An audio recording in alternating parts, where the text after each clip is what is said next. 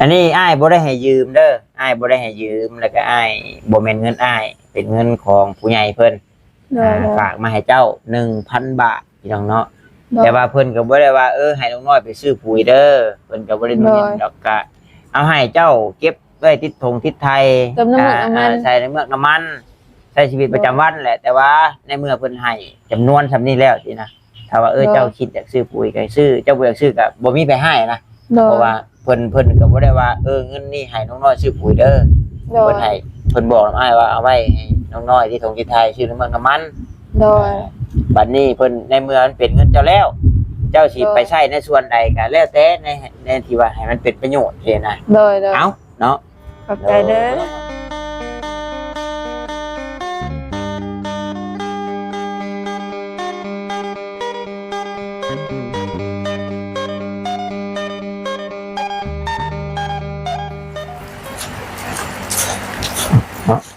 โคตรโป้หลีฝนนะครับเพิ่นได้ตกแล้วก็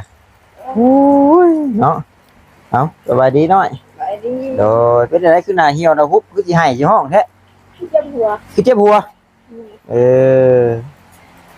เนาะวันนี้บ่มีไผมาเลยพี่น้องเนาะโยนคำเอาซื่อๆนี่ก็คือว่าแล้วสิได้กลับปะน้องน้อยเพิ่นได้จักหน่อยนี่พี่น้องเนาะคำเข้าเลยว่าสิมีผู้ใดแล่นจวดสิมารอบแรงกับบ่มีพี่น้องเนาะไปมาทอดเนาะ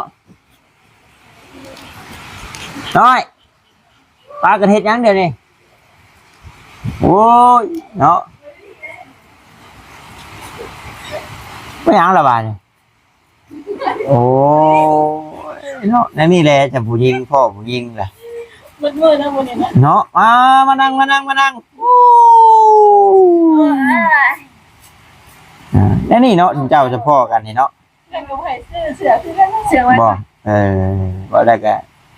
ไข่เป็ดกับไข่ไก่นะพี่น้องเนาะไข่ห่านที่จะไข่ห่านเอาไข่ห่านกับไข่ห่านเอาได้ก็ได้เรื่องเนาะคลิปนี้ก็มีแนวมานั่งนั่งลมกับน้องๆเพิ่นเนาะน้องๆทั้งสองเลยแหละเอาปิดพุงมาเด้อปิดพุงไหนมีพุงกับปิดน้องน้อยบ่ได้มีนี่กระเนียมบ่น้อยนี่กว่าอ้ายก็บ่ได้อ้ายนะโอ้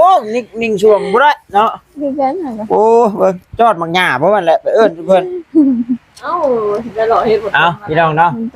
จังได๋ก็ขอกราบทักทายสบายดีเด้อพี่น้องเด้อเนาะ FC กันเบิดสุขทุกคนไว้ทางฝั่งลาวฝั่งไทยหรือทางต่างประเทศนำก็ยินดีต้อนรับเข้าสู่ช่องของบาตาบ้านเฮาคือเก่าพี่น้องเอ้ยเอาไว้ก่อนเฮ็ดเพื่อนแล้วก็นี้บาทนี่เจ้าต่อเพิ่นอยู่บ่เพิ่นยังขึ้นเนาะคิดกันตัวอ่านในคอมเมนต์ก็ง่ายก็เป็นในรังเถื่อนรังเหลืองนี่นะก็บ่ฮู้ว่าเป็นหยังแม่นเลยเป็นน้ำเน็ตบ่รู้เลยเฮาเซตหาเบาเวียดกับเป็นคือกันเฮาก็จะถ่ายเบาเวียดเบิ่งอ้ายก็ส่งไปหาแล้วแม่ผู้ที่เพิ่นโทรหาอ้ายติดต่อขายดินนะบ่ได้มีแต่เรื่องสิแม่จริงบล็อกก็บ่ได้บล็อกปิดกั้นบ่ได้ปิดกั้นเนาะเด้อเพิ่นว่าเกิดอีหยังขึ้นเนาะปิดกั้นเสยสงสัยนางรำคาญอย่าละเราอ่านให้มันต่อกันแน่นี่บ่ได้รำคาญเด้อบอกเพิ่นดูหน่อยเพิ่นเข้าใจผิดนะ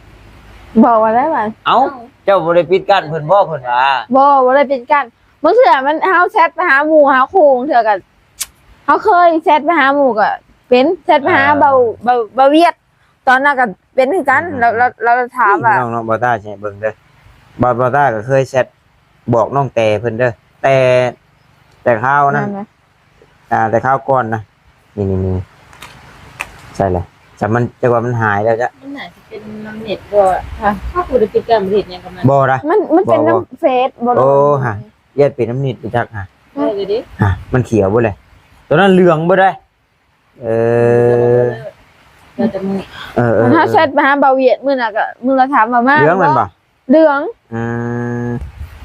นี่คือกันบ่าวต้าเคยอยากแชทถามเรื่องดินเรื่องเนาะเรื่องดินนั่นที่เพิ่นจะขายนะจักเป็นหยังเหลืองปั๊ดว่าโยเนาะเพิ่นเครียดแล้วจักหน่อย บ่เครียดก็เฮ็ดได้แล้วเฮาก็เฮ็ดบ่ได้แล้ว บ่ กันอาทิตย์น่ะก็เฮ็ดได้ ครับ ประเทศนั้นแต่มันพิการเองเนาะ พิการแล้วก็เรื่องหน้าน้องน้อยนี้พี่น้องเนาะโอ้ยเพิ่นว่าเนาะคนมีกับคนบ่มีมันต่างกันได้บ่ตาเอ้ยเดี๋ยวซั่นก็เฮาก็สอนสุพังแนะนำไปซื้อพี่น้องเนาะ โดย ถ้าว่ามีกำลังทรัพย์มีกำลังเฮ็ดได้ก็เฮ็ดสินะ โดย เฮ็ดบ่ได้ก็บ่ได้ติบ่ได้ว่าดอกโดเรื่อง ย ตัดข้าวตัดน้ำสินะเรื่องซื้อปูนซื้อปุ๋ยมาใส่ โดย แต่ว่าเฮาขึ้นมาหาได้นะเฮาซื้อมาใส่ก็ดีพี่น้องเนาะมันก็งามแต่ว่าเฮาบ่มีก็บ่เป็นหยังได้ก็ธรรมชาติที่มันก็ได้ทำสมกับธรรมชาติพี่น้องเนาะ แม่นเลย เพราะว่าคือที่บ่ตาเว้าก็เห็นทั้งพอลุงเพิ่นเนาะแชทมาเมื่อวานนี่เห็นบ่ตาตัดเข่านะบ่ตาตัดเขาแต่เพิ่นก็เลยว่าบ่แม่นเข่าหน้าน้องน้อยพอตัดแล้วบ่ตาเนาะพอตัดแล้วแต่เพิ่นบ่มีผู้เฮ็ดให้เรา แม่น แต่ก็เลยพอดีว่าแม่น้องน้อยออกมาก็เลยนั่งต้มกับเพิ่นนี่แหละเรื่องเนาะเรื่องตัดข้าวตัดน้ำFGเพิ่นยังว่าอยู่ว่าตัดลีนี่ถ้าบ่ตาเอา1,000นึงนั่นบ่คุ้มว่าซั่น โอ้ยเนาะพี่น้องเนาะคือบ่ตาก็เว้าไปซั่นแหละพี่น้องเนาะแต่ว่าถ้าว่ามีผู้รักผู้ใหญ่หรือว่ามีผู้เพิ่นอยากซัพพอร์ตอีดูสงสารน้องน้อยอยากซื้อปูนซื้อปุ๋ยอยากให้บ่ตาตัดลี1,000บ่ตาก็ตัดเนาะต่างซอยนะต่างซอยน้องน้อยแท้จริงโอ้ยเนาะค่าแห้งค่าน้ำมันนู่นนี่นั่นก็บ่คุ้มแหละแต่ว่าต่างซอยน้องเพิ่นนะ โดย ถ้าเสือบ่กล้าจมปวดโตเป็นงาน แม่นแล้วเฮาแบกจักแบกไปแบกมา จักมันบ่แม่นเกือบ10โลแล้วมันจักฮอดมันจัก5โล6โลกว่า แม่น จักอะนักเติบได้อย่างเนาะ โดย ก็คะแนนมีผู้สดผู้ซอยน้องพุ่นดอกเนาะที่เว้าไปก็ก็แนะนำหั่นนะแนะนำถ้าว่ามีปุ๋ยใช้นั่นก็อยากให้โหยปุ๋ยช่วงนี้มัน พอ ก็ เขา ขึ้น มัน ว่า เด้งมาแล้ว แม่นเลย คุยไปเลย เว้าถึงถ้าเฮามีนะถ้าเฮาบ่มีแล้วก็แล้วไปพี่น้องเนาะก็นั่งโอ้ลมสอนพื้นกันในด้านการเฮ็ดนาเฮ็ดนานี่แหละมีหยังดอก แต่ว่าถ้าว่าได้เงินนี่สิชื่อบ่ปุ๋ย ซื้อ สิชื่อบ่ ซื้อ สิชื่ออยู่เพิ่นว่าเนาะยืมก่อนบ่ล่ะมา บ่สิไปหาซะเนาะใช่บัดรับจ้างไปเฮ็ดขายก็ไป บ่ก็สิกล้าว่ายืมบ่นี่บ่ตาเชื่อว่าน้องเพิ่นก็คือสิบ่ตัวดอกว่ามากมื้อสินะเชื่อว่าไว้เนาะเฮือนทานร้านเป็น ก็อยู่นี่แหม วิวนี่เพิ่นช่วยปานนี้โอ้ว่าเนาะเคยเงินดาวพันสิโกงกันเนาะ โกงว่าเผาทุกมื้อ จมค่าน้ำเมือกน้ำมันอีกพี่น้องเนาะ โดย ทิศละแสนบ่กุ้มบ่เนาะทิศละแสน 3มื้อก็80 3มื้อต่อ80,000อ๋อ ขี่ลบไปลบมาคือเอาไปซื้อเครื่องซื้อหยังรถมาเลยมันเปลืองบัด ก็บ่ติน้องเพิ่นได้ซื้อมาให้ขี่จะขี่ได้ก็ขี่ได้นะแต่ว่าเว้าถึง น้ำมันนี่แหละ บ่ได้ประหยัด บ่ได้ติดอกว่าขี่ไปหั่นไปนี่แล้วแต่เด้อคือมีรถเลยเนาะ แม่นสิจอดไว้มันก็บ่คือเอาชื่อมาใช้เด้ คะแนนเรียกมันกุ้มนะพี่น้องเนาะคะแนนมีน้ำมันไปอยากไปก็ไป แม่นเลย เว้าเรื่องรถอะไรงูมาเรื่องหมวกกันน็อกได้บ่าดนี่ อันนี้เพิ่นเว้ามาหลายเด้เรื่องหมวกกันน็อกนี่เด้อ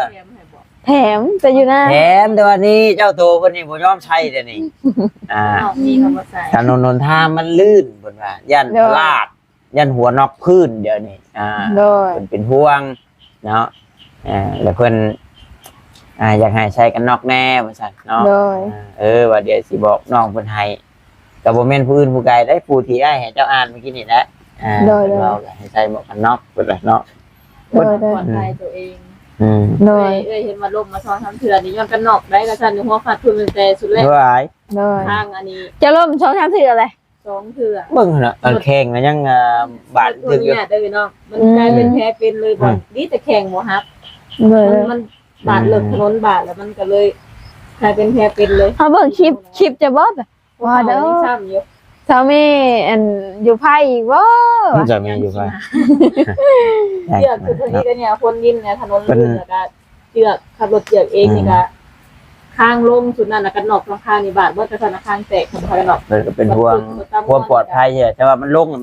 มันอันตราย สุดโตตามงัวนี่แก้มลงคันว่าค่ากันนอกนี่ก็บาดไปอีก เรียบร้อย แห้งอันนั้นน่ะ แทนแล้วนะมีแต่ห้อยบาดกันนอกบาดยังมึนบ่ถั่วว่าลงแห้งเด้เอาแต่บาดกันนอกเฉย เนี่ยความปลอดภัยตัวเอง แม่นเฮาเฮ็ดได้ก็ดีเห็นนะแม่นเลย แต่ว่าน้อยๆว่าเจ้นผู้เบาผู้จื้อ ยังไม่เห็นหน้าว่าหัว พวกกระแปลกอยู่เลย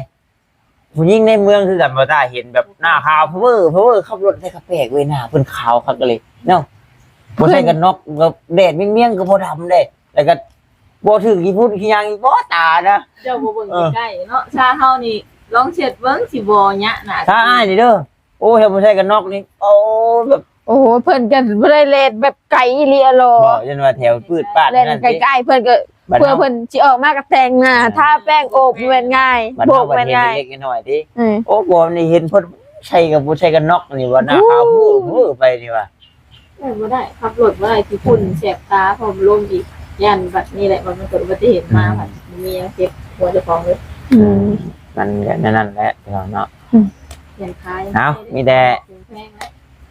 อยากใช้ก็ใช้บ่อยากใช้แล้วก็บ่ฮู้นำแล้วบอกแหละเนาะ ใช่พูดนี่ กันนอก กันเนาะ โอ้กัน แค่คุยกันเอาว่าได้1,000ก็บ่ออกที่ดอกที่หยังดอกแค่เอาก็สิเอาให้ โอ้เอาบ่ เอาบ่ดิ ใช่ พอโทรจากงามใดสิหาได้ล่ะ เบิ่งให้เวลา2เดือนมีใช่บ่2เดือน เดี๋ยวไปหาเงินทางใดอยู่ จังซั่นเข้าเกี่ยวเข้าขายเข้าจังแท้เนาะ พอโทษเข้าบัดเทียจังบ่สิได้บ่ได้ว่า เท่าใดก็ได้เนาะพอดีว่าตากับพ่อมีติดโตอยู่1,000 2,000นี่แหละพี่น้องเนาะ โอ๊ยไปคิดมาก่อนจัก คิดเบิ่งก่อนบ่ ไปคิดมาก่อน พี่น้องเนาะสิให้ยืมเอาบ่ต้องคิดอย่างไรนะให้ยืม บ่ไปคิดมาก่อน 1,000เอาบ่ต้องคิด บ่ ฮะแหมใจ ไป บ่เทิง คิดมึงไปคิดมาก่อนคิดมาก่อน นี่ จ้ะ ได้เอาอยู่บ่คนนี้กันมีอยู่บ่เงินนมลูกเลย ยังเดียวนี่คิดอยู่ออกมาวันนี้นะที่มาซื้อกับนมลูกกับเพิ่นลูกได้ไหมเนี่ย นี่แหละอ้ายก็ เขาพันษา บ่มีคือกันพี่น้องเนาะก็เป็นยังว่าอยู่โอ้ยพี่ฉันเห็นปากดีว่ามีเฮือนมีชาติบ่ก็คือว่าวันนี้พี่น้อง แล้วเก่งแต่ปากใช่ไหม เฮาก็ เว้าฉันเป็นน้องพี่น้องไง เฮาก็บ่ได้เก่งหยังดอกหาเงินหาค่ำคือเห็นแหละก็มีรายได้จาก YouTube นี่แหละก็พอดีว่าสิซื้อนมลูกอ้ายก็มีเงินเท่านี้แหละติดตัวนี่หยังก็ว่าสิแตกกันนี่แหละฮะเนาะให้จุอยู่บ่เฮ้ย300,000เท่าใดใช่ เพิ่นน่ะก็1,900นมก็2,300 ตัวใดก็ตื้มมาแล้วก่อยก็มีให้ตัวนี้นี่ก็ไว้เติมน้ำเมือกน้ำมันนะเนาะเอาเยอะเลยเนาะ ได้แต่แนว เอาจะยืมเพิ่มแล้วจะ โอ้ เอา บ่มี โอ้เนาะ คิดมาก่อน 1,000นั่นได้680,000พี่น้องเนาะ680,000จิเด้อ1,000เด้อ โดย ส่วน500ก็สิได้อยู่340,000เดี๋ยวเนาะ โดย 500 340,000ก็ไหนนี่มัน เอาให้อลีแล้วเฮ็ดได้ซะเนาะกระตืมไสมันบ่พอกัน มันบ่พอเท่าใดมันพอตัวใดก็เอาตัวนั้นก่อนเฮ็ดได้ซะ เอาเพิ่นละก่อนไก่เบิดเลย นมก็คือกัน นมยังเครื่องแก๊ส ซื้อเมาส์ ตื่มเอาแล้วยังได้ซื้อวัดชองเพราะว่าเดือนนี้ยังบ่ได้ซื้อเด้เดือนนี้ยังบ่ได้ซื้อได้เดือนนี้แต่ว่าพูยก็มันถืออยู่ 1,160 บาทได้ โดย ตัวละ1,200ลงมา ลงแล้ว ตัวเฮาซื้อ1,200คือ แม่นซื้อ1,200พี่น้องเนาะส่วนแคบเหลืองหน้าดินชายพี่เจ้าน่ะก็สิ 1,120 บาทเด้อ เรื่องมาแล้วเรื่อง เหลืองแล้วเอ้าจังซั่นบ่ให้ยืมก็ได้เอ้า มันโทรผ่าน เดี๋ยวจะให้ซื้อ เมื่อบ่แม่นเงินเฮา เงินเจ้าแล้วก่อนที่เอาให้ บ่แม่นเงินเฮา ดิโตเอาก็เงินบ่แม่นเงินเฮาเนาะคือเอาไปบัดอ่ะ เป็นหนี้ เป็นหนี้เด้ เอาที่ว่าอยู่ขายข้าว บ่ ขายข้าวอ้ายสิเอาให้อ้ายสิให้เจ้าใช้ บ่ยันจะซื้อนมซื้อเผื่อจะมาอีกเด้เพิ่นก็บ่ ก็ น้ำ แน มัน วมัน เด้ เลยเอาไว้แนวมันตัวยังนี่ให้นับดูแล้วนี่นับเบิ่งดูเมีย โอ้ยยังน้อยเฮาก็ได้กินน้ำปั่นนี่นะ หลายใบใบควาย คนละจอกเลยหาชีพเลยโอ้ เบิดเด้อ 2 4 โหใบควายเหรอ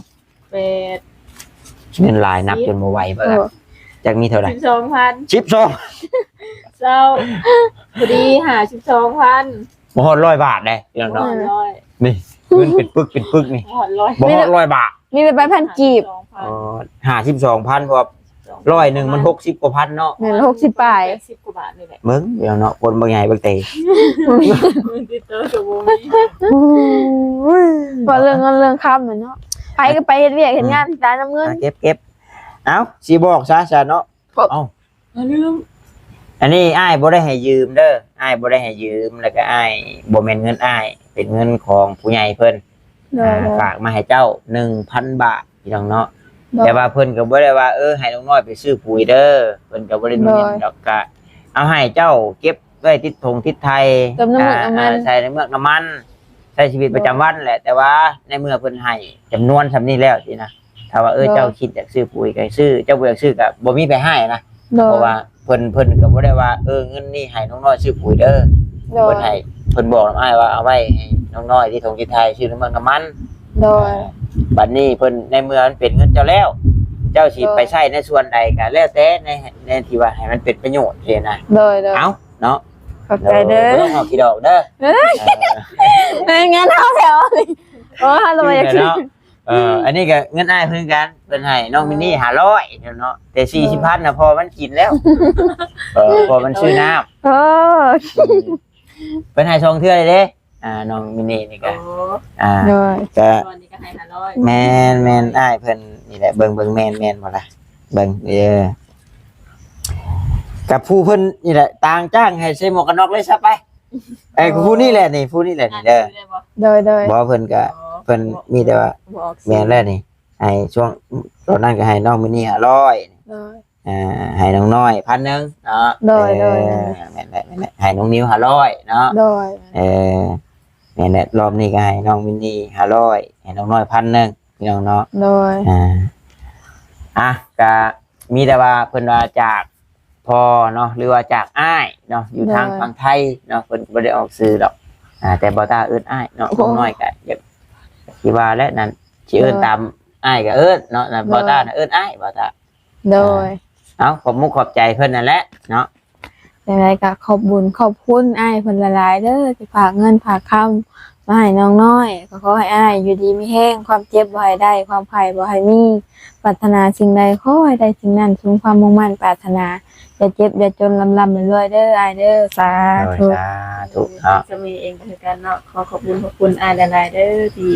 ฝากค่านมลูกสาวเนาะให้อายอยู่ดีมีแฮงความเจ็บจะได้ความไข่อย่ามีเด้อขอให้เงิน5คำให้ได้หลายๆขึ้นกว่าเก่าเด้อ เนาะสาธุนี่แหละยังว่าอยู่บุคคลที่เป็นห่วงเจ้าน่ะมีแต่บุคคลที่ว่าเจ้าบ่ตอบแชทเพิ่นทั้งนั้นเลยเห็นว่าสิอ้ายว่าแต่ละคนน่ะเพิ่นต้องได้แชทมาหาอ้ายนะอันนี้กันให้น้องน้อยครับเป็นเพื่อนแน่ว่าซั่นลีไดลี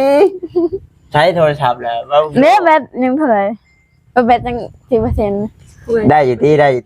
มีเพชรเพิ่นอยู่แล้วที่เนี่ย มีที่ นี่วันนี้ก็แชทนำกันอยู่นี่แชทอยู่เลย หันจังได๋จ้ะเพิ่นคือว่าบอกเฉยเลยจ้ะมันขึ้นเรืองนี่บ่ มันขึ้นเหลืองของเฮาก็เป็น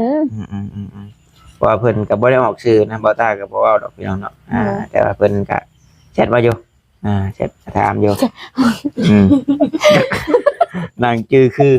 ทายอ้างเพิ่นเมื่อกี้นี่แหละเนาะพี่น้องเนาะขอบคุณขอบใจทั้งอ้ายเพิ่นหลายๆกันทั้งบ่ตาเองก็ได้พี่น้องเนาะหักแพงน้องนงเป็นห่วงบอกน้องน้อยนี่เด้อว่าซั่นให้ใส่หมวกกันน็อกบอกเพิ่นแน่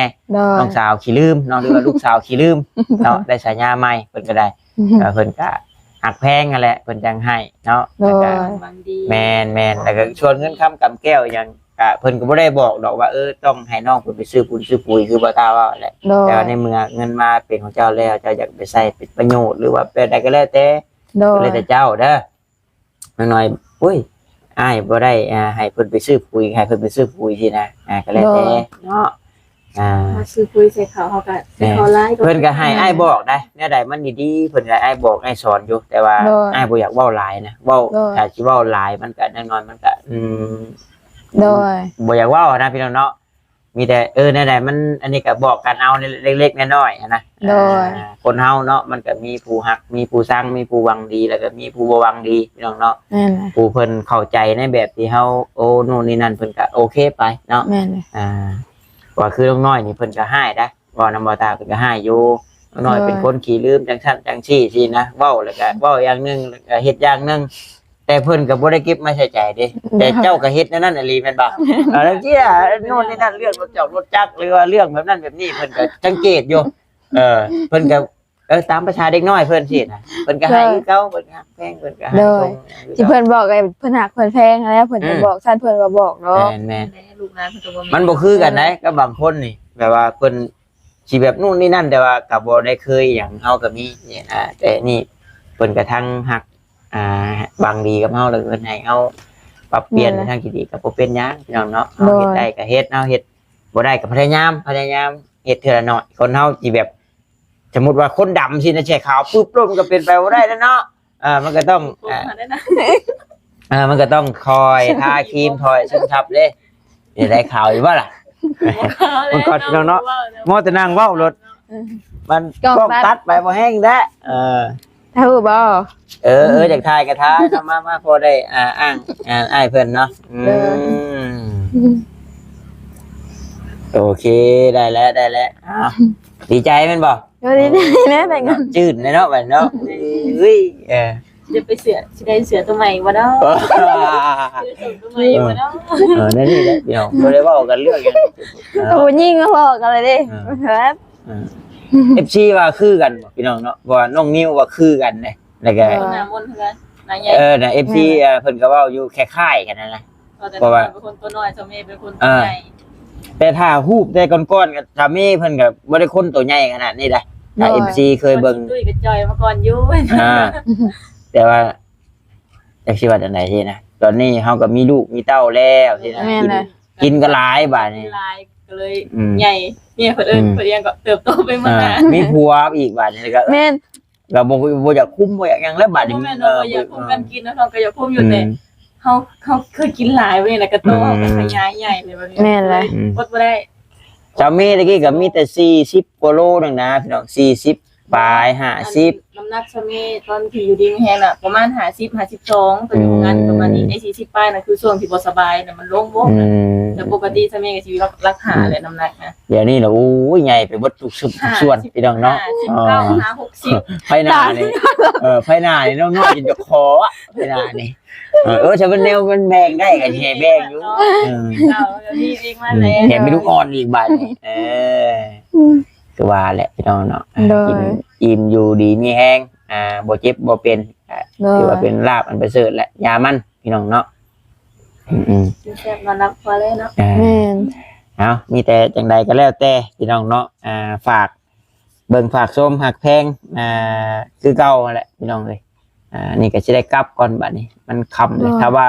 ฝนบ่ตกฟ้าบ่มืดก็ซำนี้ยังมีตะเว้นอยู่นะตะเว้นยังบ่ทันตกนะพอตะเว้นตกนี่มัน 6:00 นปลายพุ่นน่ะ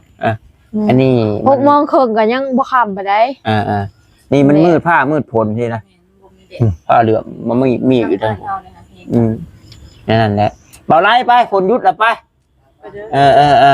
ไปมีแต่นั่นแหละน้องน้อยเนาะเอาสบายดีฉันเนาะสบายดีน้องเนาะจืดนะเพื่อนโอ้ยกระดิ่งกระดีดได้เงินแล้วเนาะเลยมีแต่นั่นแล้วสันพี่น้องกลับก่อนเด้อบ้านนี้เด้อเนาะว่าพอผิดพลาดประการใดก็ขอโทษขออภัยนำหลายๆพี่น้องเนาะบ่นัวหัวบ่ม่วนพุ่นปิดไว้เด้อไม้เด้อเอาสบายดีเด้อสันพี่น้องเด้อเนาะบ๊ายบาย